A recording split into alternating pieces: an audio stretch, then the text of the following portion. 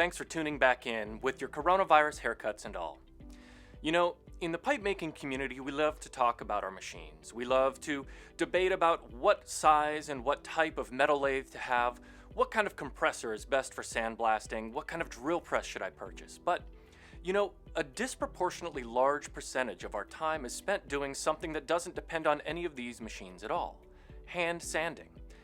I want to talk to you today about the materials and the skills that you need to sand pipes by hand.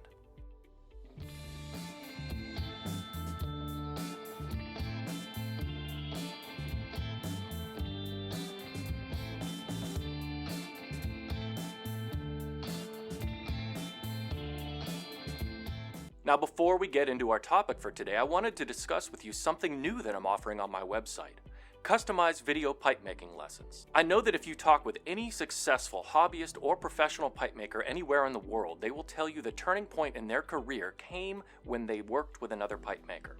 But not all of us has the flexibility in our schedule to fly around the world or across the country to work with a pipe maker for a few days or a week at a time.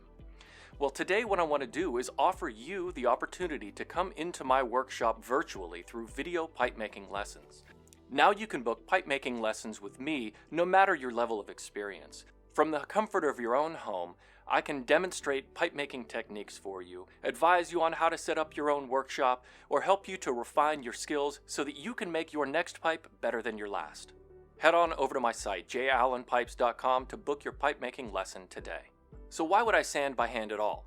After all, most factories and high production pipe workshops are able to finish high quality pipes without ever even picking up a piece of sandpaper.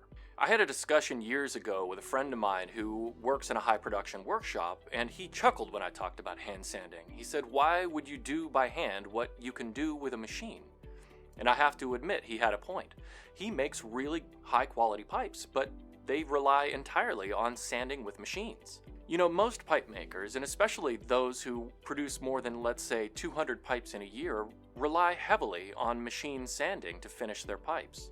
And frankly, they're able to achieve extraordinary precision with their work. This skill takes years, even decades, to develop. So maybe I should avoid the hand-cramping, hand-sanding work entirely. Well, the truth is that the results that are accomplished by sanding with machines have their limitations. The first problem with sanding by machine is that it creates swirl marks. Sanding is essentially scratching your subject material, in this case briar. Every grit of sandpaper that is finer and finer than the one that came before it is creating smaller and smaller scratches so that eventually they will be imperceptible to the eye. This gives the illusion of a perfectly smooth surface if you sand fine enough. This is of course aided by the final finishing and polishing of the work. Sanding with a power sander is excellent for rough shaping and even for doing some minor refining work. But its limitation comes from the fixed shape and direction that the sanding disc turns. This means that in many areas of the pipe that the scratches will always go in the same direction no matter the grit that you use. And that's just a limitation of the geometry and the size of the disc that you are working with. That makes it more challenging to actually remove the scratches, since every finer grit of scratch is moving in the same direction as the one that came before it.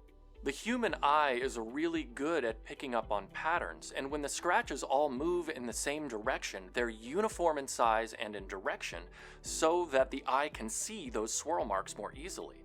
We've heard of a random orbital sander that's used for furniture work. Well, the reason that it's random is that those scratches will move in randomized directions, and so it's less easy for the eye to perceive those scratches.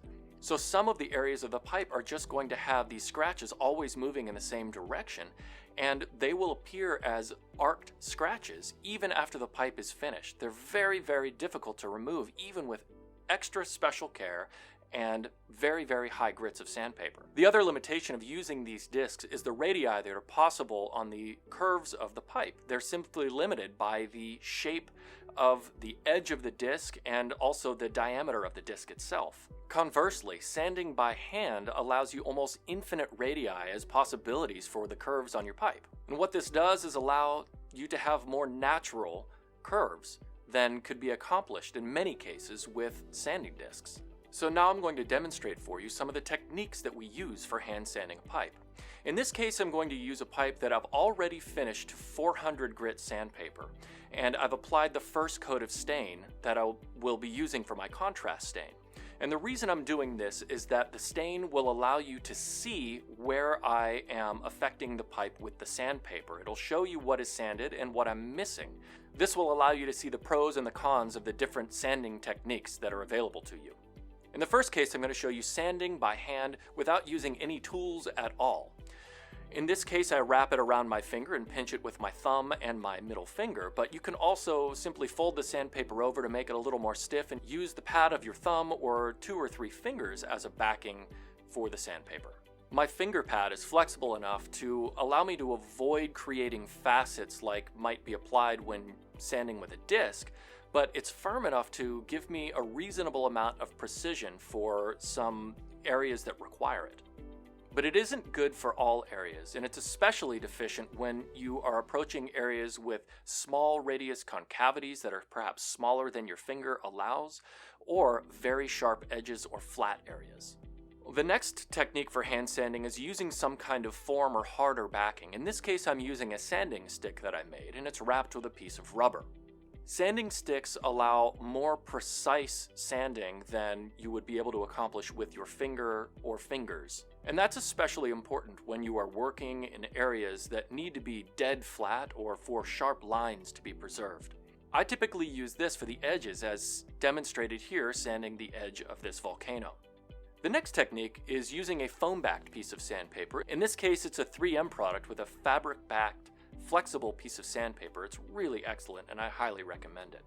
In this case, the foam back sandpaper is a happy medium between sanding with my finger and sanding with the sanding stick. You can manipulate and fold the foam to affect the firmness of the sanding surface, and it makes it a relatively good solution for both wide open areas and also inside curves and even hard edges in some cases.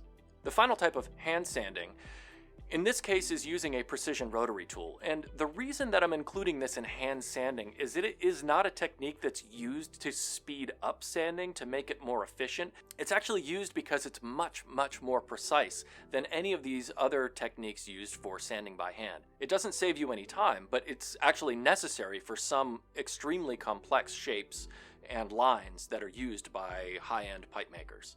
I consider this to be more in line with hand sanding, as it is precision work with the goal of achieving unique detail work that can't be accomplished in any other way.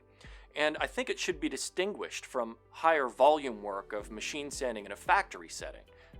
Those have the goal of producing the greatest number of pipes as quickly as possible.